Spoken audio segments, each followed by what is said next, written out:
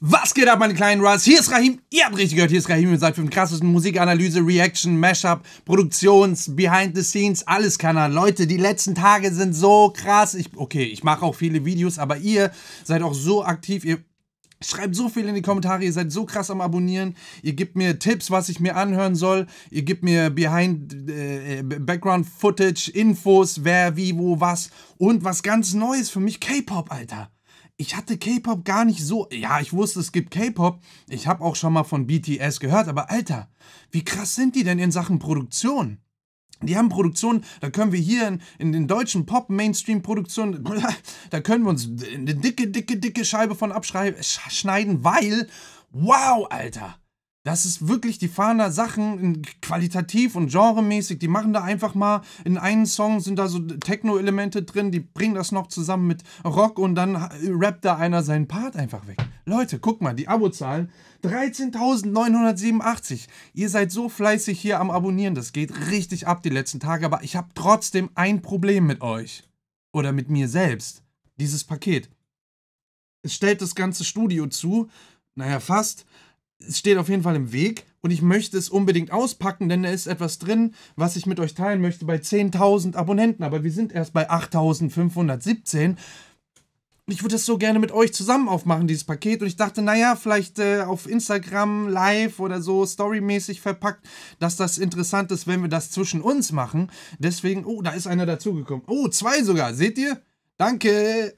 Können wir das zusammen machen auf Instagram, deswegen folgt mir auf jeden Fall auch auf Instagram. Abo hier, lasst ihr ja sowieso da, ich weiß Bescheid, ihr macht das sowieso. Leute, wir kommen sofort zum K-Pop-Release des Monats, definitiv. BTS hat gerade einen Comeback-Song nach 7 Monaten, habe ich auch dank euch gelernt. Ihr habt so viel in die Kommentare geschrieben, ich danke euch vielmals. Nach 7 Monaten ihren Comeback bringen die gerade mit dem Titel Boy with Love featuring Halsey, Alter. Ich habe schon auf den Teaser reagiert. Der Teaser hat so wenig verraten, das war echt, und ihr habt alle geschrieben, ja, Big Hit, also das Label, bei dem BTS eben gesigned ist, die verarschen uns immer so ein bisschen Fans, weil die machen immer so Teaser, das hat dann am Ende gar nichts mit dem Originalsong zu tun und so, ja, ich weiß nicht. Ich habe noch nicht reingehört, ich bin gespannt, mega gespannt, weil im Teaser haben wir gehört, das wird eine 120 BPM, also 120 Beats pro Minute Nummer. Das heißt, wir haben 120 Schläge in einer Minute, das ist schon ein relativ schnelles Tempo. Tanzbar auf jeden Fall. Und da hat man auch schon so diese flächigen Pads gehört. Ja, ich werden das zusammen, ich leihe euch meine Ohren, wir werden das zusammen analysieren und dann werden wir auch sehen, ob es tatsächlich immer wirklich so eine komplette Verarsche ist von Big Hit oder ob die das im Song irgendwie unterschwellig verstecken sozusagen oder das einfach nur so ein Pad-Element ist, was im Hintergrund in der Mische mit drin ist. Wir werden es sehen. Wir werden es zusammen jetzt analysieren. Ich leihe euch meine Ohren mit meiner so musikalischen Expertise und Produktionsexpertise. Das hier ist alles live, uncut, 100%. Wenn ich irgendeinen Bullshit laber, dann seht ihr das.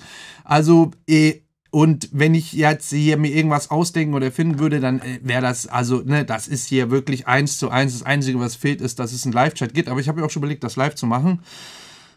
Wir sind schon bei 16 Millionen. Ich habe noch ein bisschen geschlafen, einfach weil es BTS und K-Pop ist. Direkt ein Like. Ich habe den Kanal von Big Hit noch nicht abonniert, aber jetzt bin ich definitiv ein Abonnent, weil die Sachen gehen richtig krass ab. Ich werde so viel K-Pop in Zukunft abchecken. Ich habe EXO, Tempo habe ich auch reacted, kommt auch die Tage.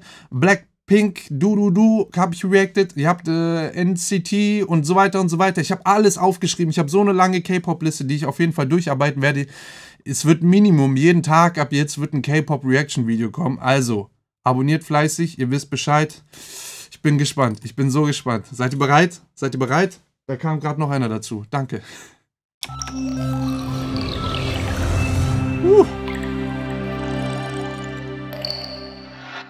Yes. Selbe Intro.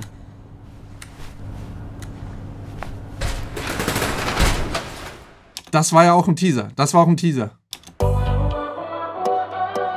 Aha.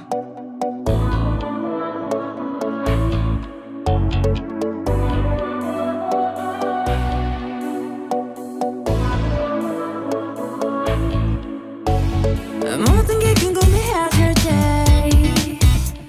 Tell me, oh yeah, oh yeah, oh yeah, oh yeah. 뭐가 널 행복하게 하는지. Text me, oh yeah, oh yeah, oh yeah, oh yeah. Your every picture 내 머리만 두고 싶어. Come be my teacher. 네 모든 걸 다 가르쳐줘. You want, you do. 생각만 baby 나는 저 하늘을 높이 날고 있어. Wow. 이제 여기 너무 높아. 나는 눈에 널 맞추고 싶어. Yeah, you make me your boy with love. Oh my my my, oh my my my. You got me high so fast. 내 전부 함께 하고 싶어. Oh my my my, oh my my my. You got me fly so fast. 이제 조금은 나 알겠어. Love is nothing stronger than a boy with love.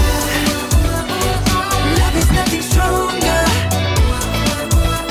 than a boy with love. Okay, warte. Das ist so viel Input. Ich will nicht, ja, ihr habt es bestimmt eh schon gesehen, aber ich will ja auch meine Infos dazugeben. Okay, krass. Aber man hat das, was man im Teaser gehört hat, hört man hier direkt auch. Das ist nämlich schon dieses kurze Tasteninstrument, die Keys. Mich nervt das gerade hier, dass das hier die ganze Zeit die Farbe wechselt. Ich muss es ganz schnell ändern, sorry. Ne, man hört den E-Bass direkt hinten, die Dung Dung. Dung Dung. Dung Dung. Dung Dung. Der spielt im Endeffekt am Anfang nur 2 Töne auf die 4 Takte. Das ist hier wieder, es ist wirklich auch die 120 BPM, also meine Teaser-Analyse war schon richtig. Es ist eine 120 BPM-Nummer geblieben, da haben sie jetzt nichts dran geändert oder ändern können. Ja gut, es war auch ein Teaser für den Song, also so komplett verarscht hat uns Big Hit nicht. Und dieses Pad-Element, ne, wir hören einmal so ein Pad hinten, das flächig die Akkorde spielt.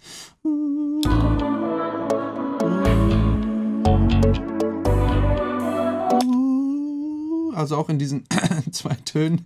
Ich bin noch nicht warm gesungen, sorry Leute. Aber eben auch die Keys, dass dieses, also was man so sehr präsent vorne hört. Und da ist schon die Melodie von der Hook drin, einfach nur durch diese rhythmische Ansage sozusagen, weil man hört schon dieses Boy with Love, hört man hier schon drin.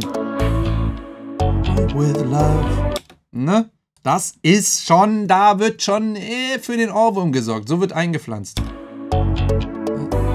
Boy with Love. Das ist genau so Mini-Details. Ich weiß nicht, ob ihr das raushört, aber das ist so explizit, speziell, selektiv reingesetzt, damit wir ja direkt den Song schon erkennen anhand dadurch, dass solche Sounds genommen werden, die so sounddesignt sind, dass die einzigartig klingen, aber trotzdem nicht fremd. Wir sehen hier auch den Titel vom Album Persona, habe ich mittlerweile auch durch euch gelernt, beziehungsweise ein Teil des Titels des Albums, aber eben auch mit der ganzen Background-Story, was das mit sich und mit ihnen selbst zu tun hat und mit uns vielleicht und so weiter. Und halt auch geil ist, das sind auf jeden Fall Vocals, die moduliert wurden und eben so entsprechend wie ein Instrument da eingesetzt wurden. Sehr geil. Klingt direkt von Anfang an wieder super clean. Die Produktion ist... Ja, das soll mir einer nachmachen.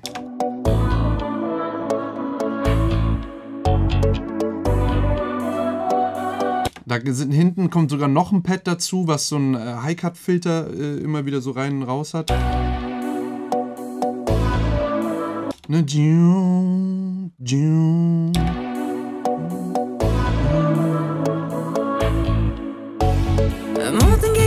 Ganz klassischer Saw übrigens.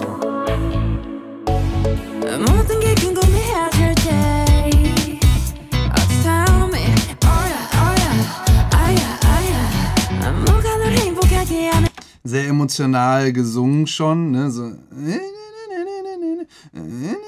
Also sehr, ja, das packt einen dann direkt. Das geht dann auch direkt los mit den Drums. Es ist jetzt nicht so, dass da irgendwie weiter noch gewartet wird, irgendwas Flächiges gesetzt wird und die Stimme allein gelassen wird, sondern da wird direkt der Rhythmus angesetzt, weil das, ich schätze mal, die Intention des Producers war, dass da einfach direkt schon so mitgepackt wird rhythmisch.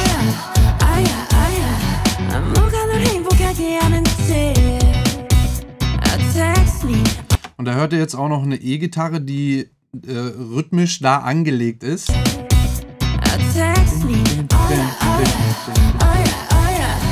Und schön die Vocals. Er hat hier sein Main. Ich weiß leider die Namen noch nicht von den Jungs. Werde ich auf jeden Fall noch alles auswendig lernen, abchecken. Versprochen.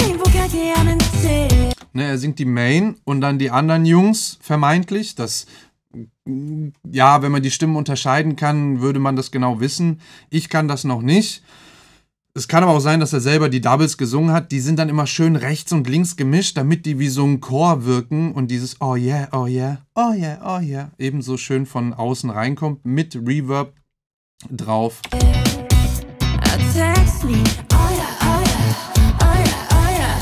Das ist krass, weil einige dieser Stimmen haben schon fast eine feminine Klangfarbe. Das ist sehr, sehr interessant.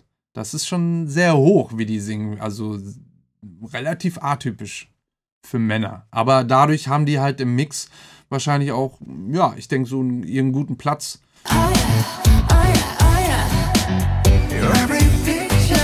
Okay, der ist dann tiefer mit der Stimme. Er ist der Nächste. Ihr wisst die Namen, ich weiß leider noch nicht. Sorry, Leute, sorry. Aber ich bin erstmal nur für die Musikanalyse da. Oh, und sehr viel Chor im Hintergrund. Er ist mit sehr viel Chor unterlegt. Und Harmonien ohne Ende. Das ist halt das Geile. Auch bei den K-Pop-Sachen ist mir das so krass aufgefallen, dass sie jede kleine Textsequenz und Melodie so krass ausharmonieren. Das ist der Shit, Alter. Das ist richtig krass. Also die fahren richtig hart die Harmonien bei den Vocals, damit das einfach auch voller wirkt, ne? Und irgendwie auch dann mehr unter die Haut geht und so ein bisschen übermenschlich auch wirkt und deswegen interessant. Das ist halt geil.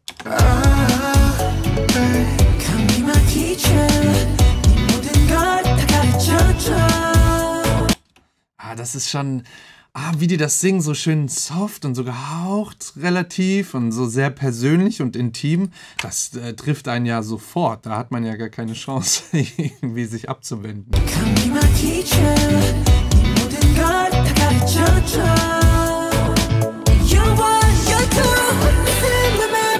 Ne, und dann hier der Partwechsel mit da hört ihr so einen kleinen Drum-Fill-In und so ein Crashbecken vermeintlich, das dann so kurz gereversed wird, also rückwärts abgespielt wird. Ich war ein bisschen zu spät, hört nochmal genau hin.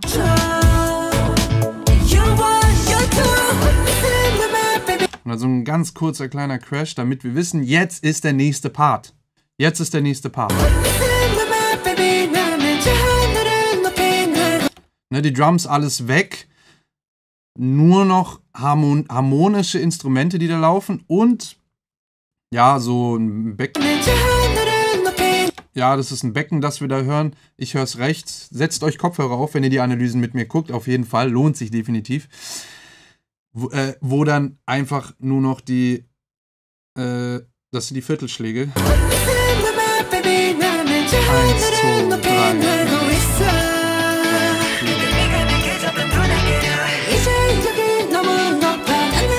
Ne, und die E-Gitarre und der E-Bass. Ne, nicht der Dun-Dun, sondern Dun-Dun. Dun-Dun. Und dann die Gitarre drüber.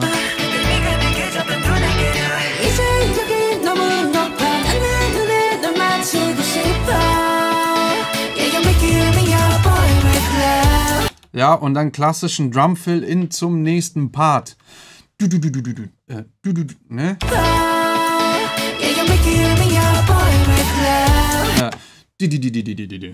Also relativ schnell und sehr gerade der Fill. Und dann so ein kleiner Swoosh-Riser, dass wir wissen, jetzt kommt der Refrain, jetzt ist die Hook. Jetzt bitte alle aufstehen und tanzen.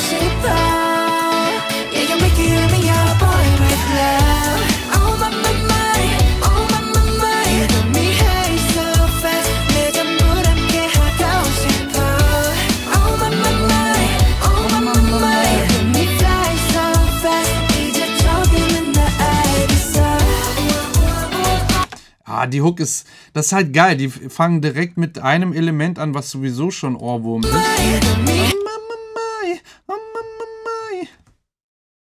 Direkt Ohrwurm. Mega geil. Und dann später dieses Oa, Oa, Oa.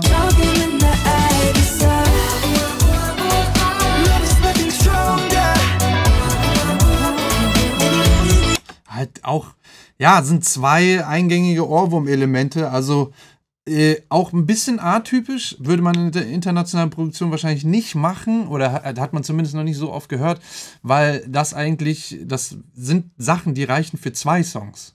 Ja, weil man hat einmal diese, ich finde, also es ist natürlich immer meine persönliche Meinung, dass dieses Oh Mama Mai, das ist schon eigentlich das, was man als Hook nehmen könnte, was schon mega eingängig ist, aber zusätzlich gibt es dann quasi noch einen zweiten choralen Part, was vielleicht auch K-Pop typisch ist, ich weiß das noch nicht, ich fuchse mich da aber rein und wir hören in diesem zweiten Part dann eben dieses Oa, Oa, Oa, Oa, Oa, Oa, Oa, Oa, was auch schon wieder eigentlich voll die eingängige Hook-Ohrwurm-Melodie ist.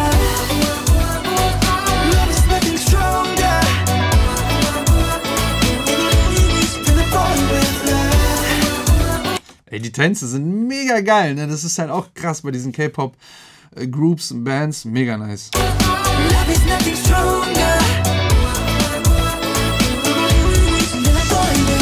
Und hört mal genau hin, bevor die laut singen Then a Boy with Love, hört man vorher schon eine Stimme vermeintlich, die so moduliert wurde mit so einem Autotune-Effekt, also so einer Höhenanpassungseffekt, wo schon vorher A Boy with Then a Boy with schon vorher, bevor die Then a Boy with Love singen, mit einer tiefen Stimme. Hört genau hin. Ne, weil es ist zweimal drin. Man hört es einmal recht präsent von den Jungs selber eben gesamt, aber davor ist es nochmal drin.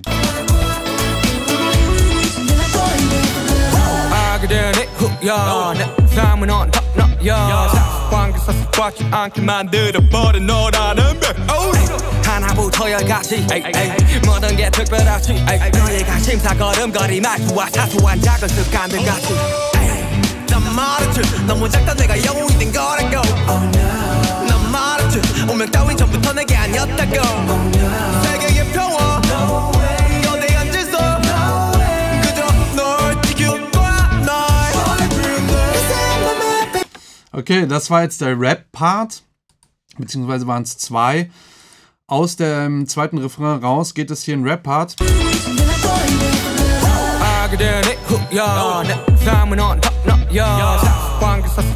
Ist halt tricky aus einem 120 BPM Beat.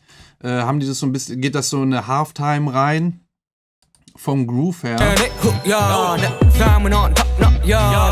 Einfach weil die Drums jetzt eben auf andere Stellen im Takt punktuieren. Ne? Also wo wir jetzt die Snare und die Snare haben wir jetzt nicht mehr auf die 2 und die 4, sondern auf die 3, 4, 1, 2, 3, 4, 1, 2, 3, 4, 1, 2, 3, 4. Und dadurch klingt das dann einfach, als wäre es schon diese 120 BPM, 60 BPM, also im halben Tempo. Wir hatten aber vorher eben die ganze Zeit Four on the Floor quasi, schön gerade 120 BPM mit 1, 2, 3, 4, 1, 2, 3, 4. Hört ihr meinen Fuß eigentlich? 1, 2, 3, 4, 1. Ne? Und hier ist es dann 1, 2, 3, 4, 1, 2, 3, 4. So habt ihr in einem Takt auch nur einen Snare- oder Clap-Schlag. Aber es spielt trotzdem noch diese E-Gitarre oben so ein bisschen angedeutet, rhythmisch so.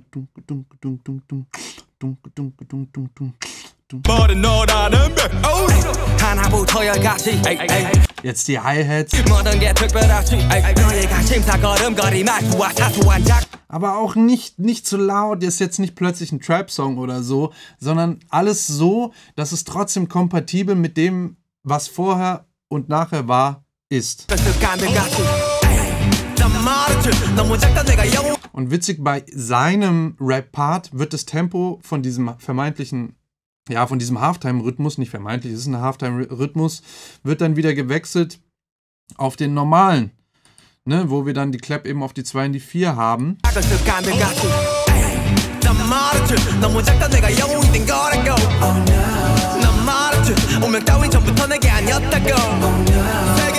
Oh no. Singen die Jungs dann komplett im Chor schön auf rechts, links verteilt, schön Reverb drauf. Was ich ein bisschen auffällig finde, ist, dass sein Rap-Part sehr viel Reverb bekommen hat und so einen sehr kurzen Delay. Das ist, ja, finde ich jetzt, fällt auf jeden Fall. Klingt sehr speziell.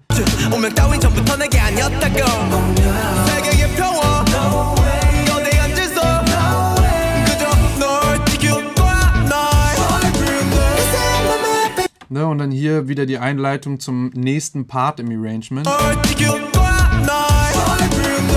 Mit dem kleinen Drum-Fill-In, der euch unterbewusst wissen und merken lässt, jetzt kommt der nächste Part. Dum, dum, dum.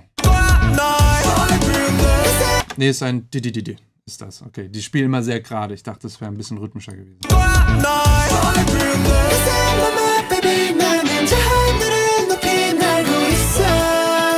Das ist im Endeffekt genau wie vorher jetzt, wenn ich mich recht erinnere. Also also derselbe Part wie vorher schon im Song. Achtet aber mal drauf, dass es ein Leadinstrument gibt, das genau die gleiche Gesangsmelodie im Hintergrund zusätzlich spielt. Danke an den nächsten Abonnenten.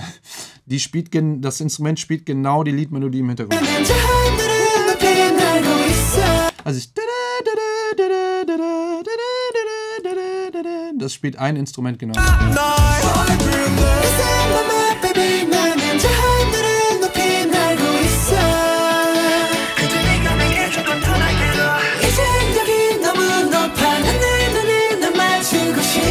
Ach stimmt, Halsey war ja auch noch im Song. Ich habe die voll vergessen. Jetzt bin ich gespannt, was mit ihr kommt.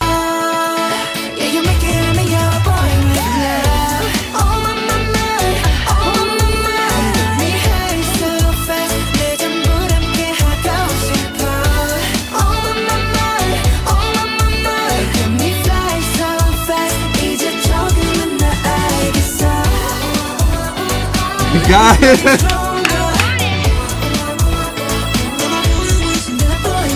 Krass, geil. Sie tanzt auch mit und alles. Mega geil.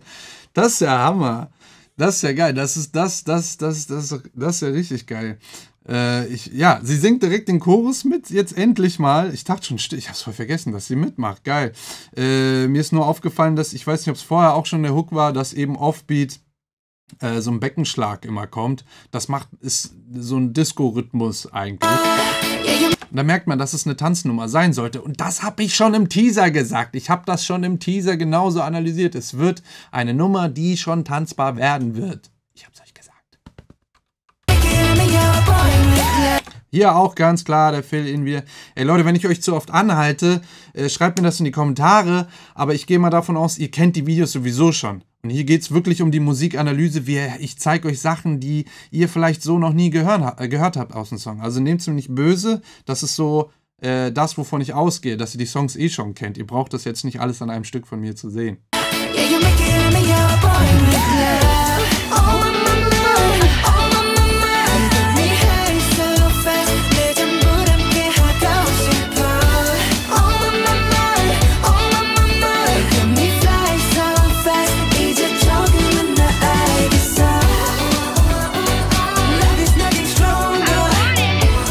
Was sagen die? Good morning? Hört ihr? Was sagen die da? Don't morning? Ich verstehe es nicht ganz, aber da ist auf jeden Fall irgendein Adlib drin von Halsey, ja? Wenn ihr es versteht, was sagt sie da?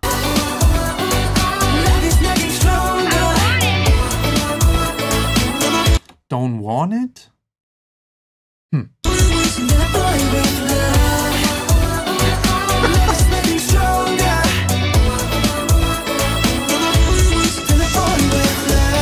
놓고 말하길 나도 모르게 힘이 들어가기도 했어 높아버린 sky 커져버린 헛 때론 도망치게 해달라며 기도했어 너의 상처는 나의 상처 깨달았을 때 나 다짐했던 걸 네가 준 그 후세 나에게로 태양이 아닌 너에게로 Let me fly All of my life I faded all my life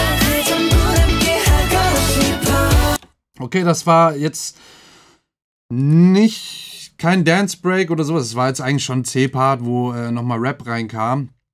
Sehr cool, aber auch eben E-Gitarre oben, schön so ein...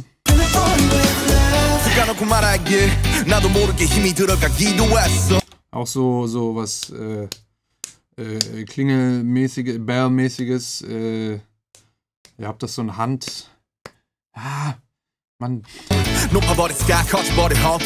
Ja, es ist ein Tambourin, glaube ich. Es klingt sehr Tambourin-mäßig. Eben, ich höre es rechts vor allen Dingen so ein, dass da wieder die Viertel setzt, die Claps wieder auf die 2 und die 4, also hier wieder auf den geraden Rhythmus, auf den vorher Disco-Rhythmus, hier auf den geraden Rhythmus gerappt wieder.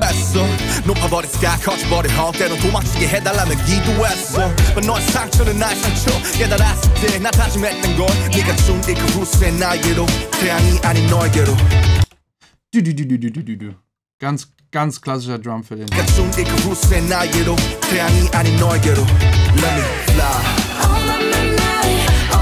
Auch sehr, von den Texten ist das halt auch mega deep, was die hier teilweise mal rauslassen. Danke an die nächsten 2. Vielen Dank. Dankeschön. Ist unglaublich, wie es ja auch geht. Ich versuche mal gerade auf den Text ein bisschen hier zu achten in dem C-Part, weil da gibt es meistens immer so einen Story-Umbruch oder nochmal was Tieferes, was man da noch vermitteln will.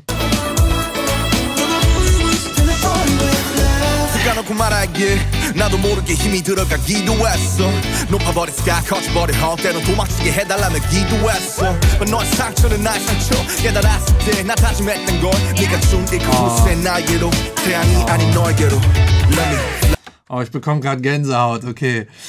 Okay, krass. Also ich kenne die ganze Background-Story der Jungs nicht, definitiv nicht. Aber ich habe schon rausgehört und auch schon im Teaser das so ein bisschen rausgelesen für mich, dass die sich von ihrem Alter Ego, von ihrer Persona verabschieden möchten. Weil wusste man im Teaser nicht, aber das sah so schon da aus. Weil eben dieses Theater, diese Kinosaal, Halsey da den Dings zugemacht hat, den Rollladen. Aber hier sagt er ja auch ganz konkret im Endeffekt, dass er auch eben seine Probleme hatte und weglaufen wollte und keine Lust mehr hatte, das Ganze zu machen, obwohl er Hallen gefüllt hat, die so hoch sind bis zum Himmel oder so, wenn ich das gerade noch richtig im Kopf habe. Aber euer Schmerz ist auch sein Schmerz und er spricht ja ganz klar die Fans an, dass er alles mit euch teilt und das ist halt richtig deep. Das ist ja genau auf die Fans, auf die Zuhörer, Zuschauer gerichtet. Das ist ja richtig Fan-Love. Andersrum, ihr wisst, was ich meine. Richtig krass. Und dass er sich halt jetzt, dass ihm das geholfen hat, aus seiner Krise da zu kommen. Und ich denke, das spricht auch für die ganze Gruppe. Also für einen Comeback-Song ist das natürlich mega schön, ne? Also ja, ich wette, das trifft euch. Ich weiß jetzt nicht, ich wette.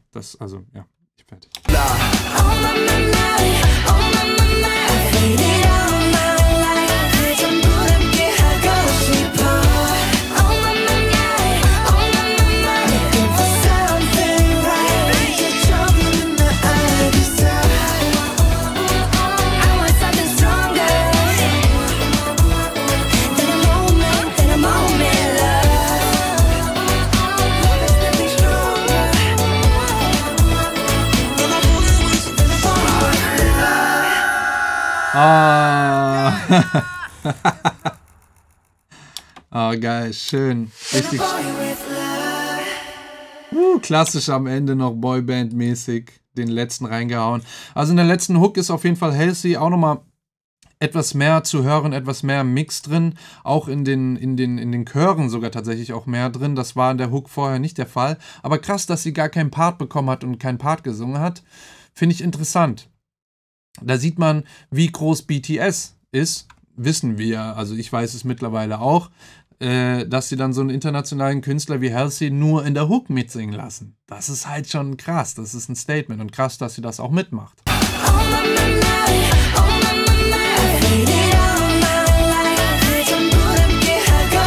Da singt einer noch so Adlib drüber. My life! Hört ihr das? So zwischendrin wird ein My life reingerufen.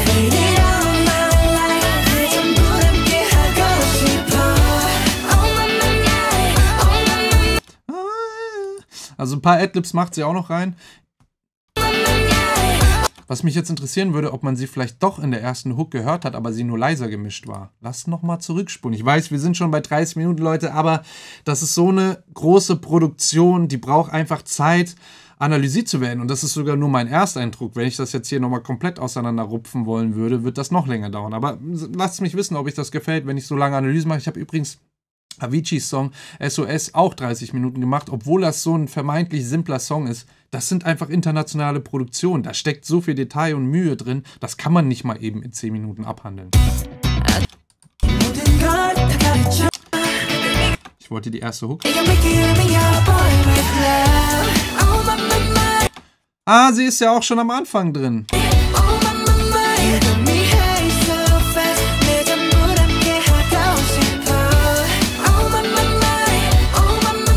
Sie singt das Oh Mama Mai, singt sie mit. Da ist Halsey im Mix schon mit drin. Man sieht sie nicht, aber man hört sie. Auch hier. You Got Me Fly So Fast hört man sie auch, höre ich sie rechts.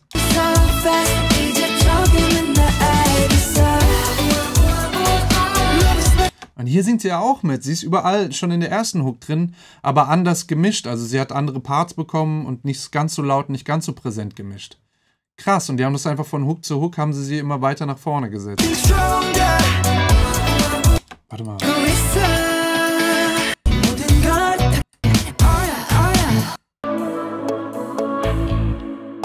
Ich habe doch am Anfang gesagt, dass das ziemlich feminin klingt, diese Chöre.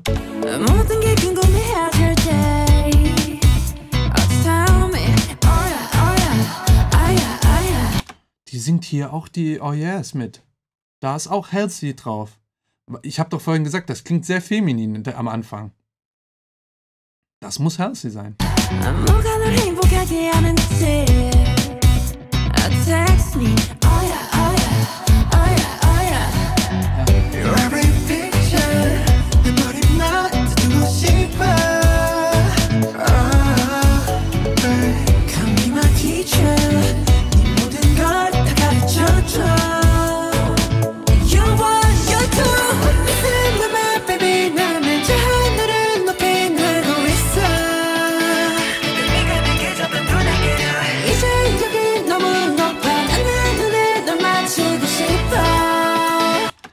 Es kann sein, dass sie hier auch drin war, aber sehr leise gemischt. Ja, ich glaube ja. Ja. Also hier ist sie safe drin. Hier ist sie so laut gemischt, das hört man zu 100%. Das ist schon wieder nicht. Alter, krass. Ich habe das Video so lange gemacht, dass wir schon über 14.000 haben. Ich danke euch vielmals, Leute. Richtig geil. Okay, ich glaube, ich habe genug gequatscht. Es war so lang. Ah, wir sind fast 35 Minuten. Okay, es reicht. Okay, fertig. Sag mir mal, ob es zu lang ist, wenn ich das so lange mache. Aber krasser Song, Alter. Richtig geile Nummer geworden. Mir ist richtig warm. Ich muss jetzt erstmal in die frische Luft. Ultra nice. Ich danke euch vielmals. Vergesst nicht, dieses Paket muss ausgepackt werden. Folgt mir auf Instagram. Ich blende es nochmal ganz schnell ein. Bei 10.000 Abonnenten, wir sind gerade noch bei 8.516, da stand es gerade, packe ich das mit euch zusammen auf Instagram aus. Danke dafür, dass ihr mich auf K-Pop gebracht habt. Es ist wirklich eine komplett eigene Welt mit den westlich Massen, Mainstream-mäßigen Elementen. Richtig geil und interessant, aber wie das verpackt ist, wie die Dinge abmischen, wie die an Sachen rangehen. Es ist definitiv ein krasser Unterschied, finde ich, für mich gerade zu den amerikanischen Produktionen teilweise. Also es ist gerade mit Stimmen im Mix wird da schon nochmal ein bisschen anders umgegangen und so weiter. Aber das hat... ist keine Kritik, sondern ich erfahre das auch gerade erst neu für mich und die werden schon ihre Gründe haben, warum die das machen. Das ist ja auch schon so etabliert, ja, als ob ich da jetzt mich hinstelle und sage, ja, das macht man jetzt aber nicht so. Nein, auf gar keinen Fall. Ich finde das einfach nur interessant, wie die es machen. Trotzdem eben dann so, das ist ja ein Disco-Groove mit einer groovigen Funk-Gitarre oben drüber und dann so ein cooler, fast funkiger E-Bass und so. Und dann gehen die da in Halftime rein. Auch nice. Ja, Leute, okay. Ich verquatsch mich schon wieder. Ich sag's euch, ich könnte den ganzen Tag hier sitzen und alles durchhören, bis mir die Ohren bluten oder wegschwitzen unter den Kopfhörern. Aber ich glaube, es reicht. Ihr habt's verstanden. Lasst ein Abo da, lasst ein Like da. Dankeschön und bis zum nächsten Video. Oh, da ist noch einer gekommen. Danke!